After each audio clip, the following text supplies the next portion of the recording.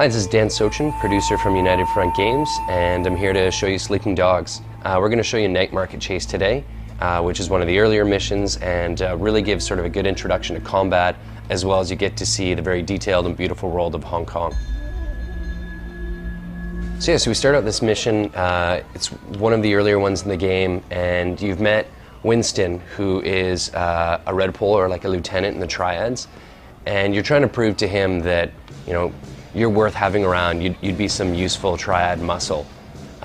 So you're at his mum's restaurant, the Golden Koi, which is where they do the Water Street Boys. Winston's gang does a lot of their business out of, and he tells you about a guy Ming who hasn't really been paying his share, and so he asks you to go straighten Ming out. So there's a mini sort of little street festival happening here. You'll see with some fire breathers, people letting off fireworks, and some dragon dancers as well. And we really worked hard to sort of recreate the essence and the feel of Hong Kong. Gone down many times to do trips there, taking tens of thousands of photos to try and get this city to be very photorealistic. And you know, different vendors you can go and you know, get things like noodles. Each of these offer buffs that are temporary buffs you get in games. So for having these noodles, I end up getting some health regeneration. And then you see the icon appear in the top right of the screen, which you know, I can go and get a few of these before I do a tough mission, and so I can get additional gameplay buffs like you know, more health or more combat damage, or I take less damage when attacked. When you see someone with a white thought bubble above their head, it means they're a vendor you can speak to and purchase something. Someone with a yellow thought bubble above their head means that they're a social character who's going to give you some more information on a mission or offer you a side mission or favor. Where he's at? Yeah, he just passed the food stand around the corner.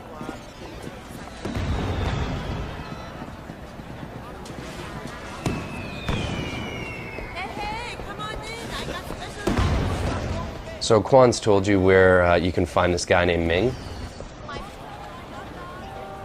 You make it up for me tonight, and we got a deal. Huh? 我真係要咁做? Ming, I got a message for you. Stop! As you can hear, a lot of the people in our world, ambient world, speak Cantonese, and it was recorded in Hong Kong to be authentic. But the majority of the main story mission characters all speak English with bits of Cantonese thrown in, and they're native Cantonese speakers as well.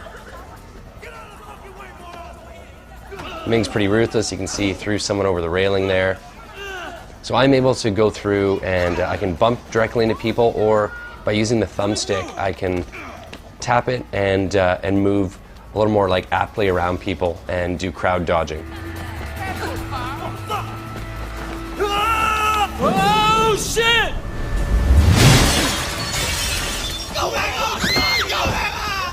So by holding the A button, I'm able to sprint, and then by tapping it again as I get up to a parkour item, I'm able to do a vault move or free running parkour move around it. If I fail it, like I will in this case, I end up doing a sloppy, we call it, so it's sort of a slower move. Versus if I do it properly, oops, I didn't do it properly that time either, I'll end up climbing over it very kind of quickly. And there's some missions you actually get scored for how well you do your free running. So Ming's escaped. He's put some of his enemies against me. The red circles you see around someone's foot, that's their health meter.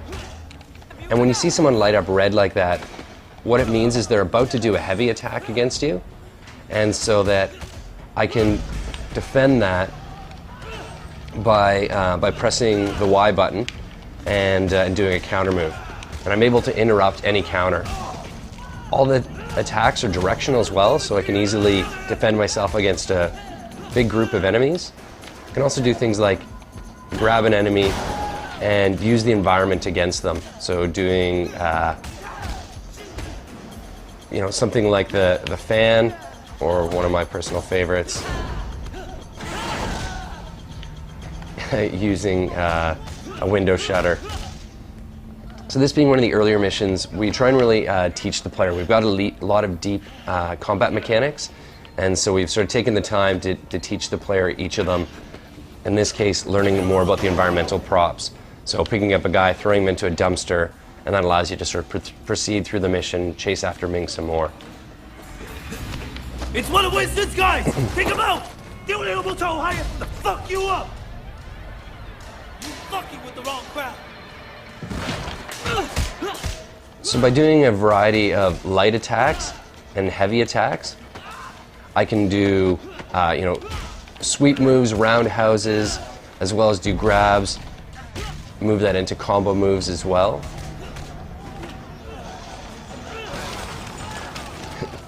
Wei's, pretty tough guy, and he's also clever, and he's able to use his environment. So he, finds things like ceiling fans or air conditioning units, and takes guys and dispatches them that way.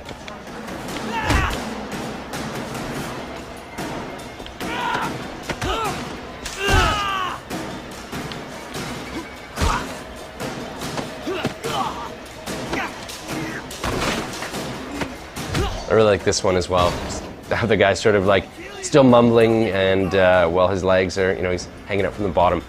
So Ming's the first time we've been introduced to a character who has a weapon, and you've got to be, pretty wary with him. He can do a lot of damage, and if I just try and take swings at him, he'll actually do a ton of damage to me.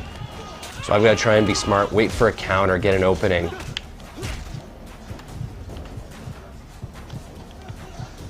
And then get some additional moves in on him after that. By doing good moves like counters and varying up my moves, not just sort of pressing the same button repeatedly, I'm able to fill up my face meter on the side, the yellow meter. And that ends up allowing me to do intimidate moves as well as getting increased health regeneration. We want to encourage the player not to sort of just sit back and allow their health to regen, but it was more about them going out and actively fighting guys, doing good moves, doing a variety of martial arts, and then rewarding them.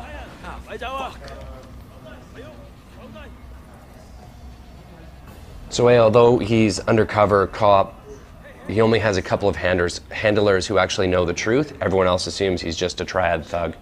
Wei, I'm Inspector Tang. You have quite a rap sheet here. Multiple arrests in San Francisco, alleged ties to organized crime, and now you're here, enforcing for the Sun on Yi. You don't have to throw your life away like this. Your concern's really moving. I appreciate that. I'm suddenly realizing I should have never dropped out of art school. I could have made it. I could have been a real somebody. Thank you for showing me the light, officer. I want to give you a chance, Shen, but you have to work with me. Then maybe I can cut you a deal.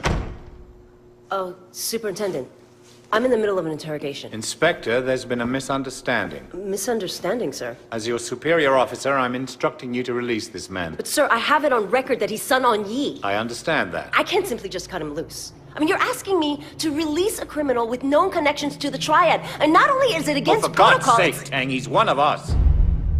What? Jesus, Pendrew, let me get the door. There are a few badges outside who didn't hear you. It's all right, Wei. We can trust her. Trust her? I just met her. Congratulations, Tang, so now you know. Maybe now we can make sure that we're helping Wei, not making his job harder than it already is, Yeah, it doesn't seem like I have much of a choice. No, you don't. Now see yourself out. Permission to speak freely. Denied. You need to be more careful, Wei. Much more careful. I can't bail you out like this again. Sir, I don't want to hear it. Just be careful.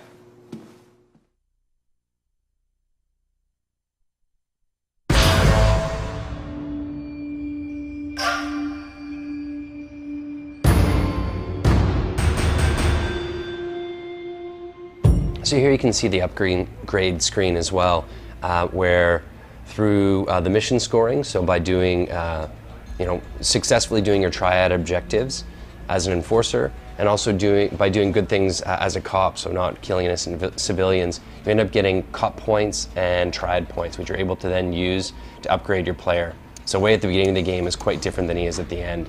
So, damage bonuses, to strike resistances, counter recoveries, a whole bunch of different things that you get forward to to unlocking throughout the game.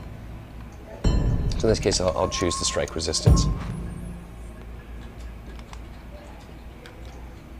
And then there's the cop upgrades, as well as through going through the world and collecting statues, you're able to return them to the martial arts school, and the instructor there will allow you to learn some new moves, which you can then use in combat. And some of them can be great finishing moves as well if someone's stunned.